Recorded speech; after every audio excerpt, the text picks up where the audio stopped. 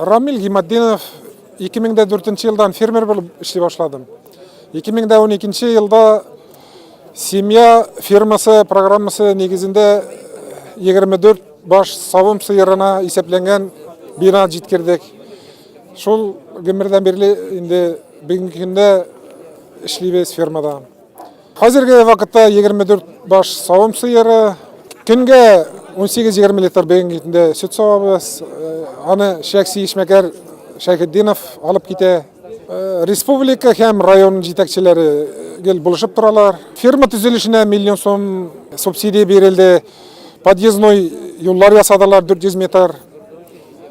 Техникалар алганда төрле программалар негізінде алабыз. 60-40 программасы белән. Трактор, молокопровод алдык.